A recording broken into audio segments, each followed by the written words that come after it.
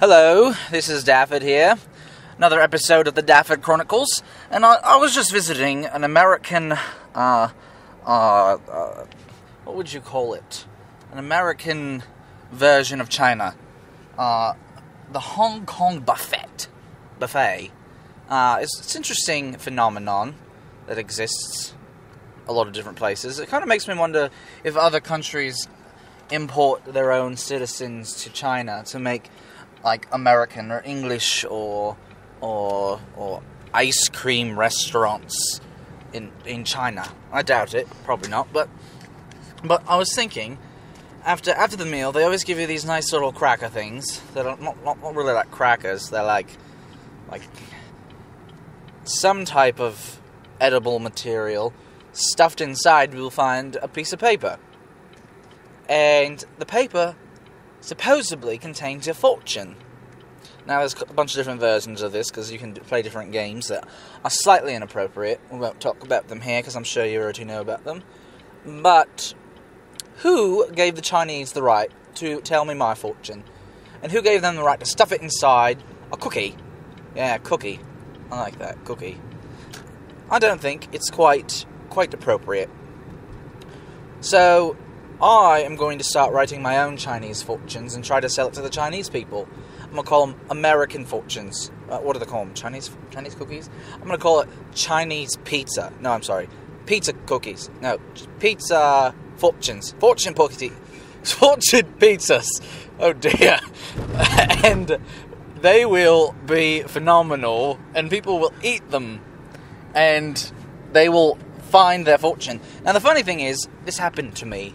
Not the pizza part, the fortune part. It came true. There's some type of mystical power stuffed inside these cookies, and once you eat it, suddenly your fortune is revealed through a Chinese mystical voodoo or something like that. I don't know what that, kung fu, magical kung fu cookie. Oh, that's a good one too. Why don't we make that? And it's interesting because if they start buying my pizza fortune pizzas, they will. I'm interested to see if just calling it a fortune will make it true. Chinese people will start eating pizza like crazy. Now, I'm sure they probably already do. I mean, it's pizza. And if they're in America, what else do people in America eat? Nothing. Pizza, ramen noodles. Noodles. That's a fun one. And probably Chinese food, which isn't very satisfying. You eat it and it tastes great, it smells good. An hour later, you're hungry for something else. And then, before you know it, you're overindulging and eating countless calories that someone could count if they took the time. Actually, that brings me to another conversation. How do they know how many calories? Can you count calories? Can you take food apart and count calories? No. How do they know how many calories are stored inside an item of food? Do they? Do they? I don't. I don't know. But I'm interested to see if maybe there's like a machine. Place burger here. Calories counted. Maybe it's weight. I thought about, why don't we just start weighing food and start eating the amount of weight of food. So, my limit of eating is 2 pounds today.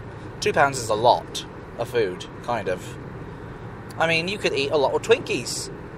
And would it be bad for you if you didn't go over a pound or 2 pounds or whatever your limit was?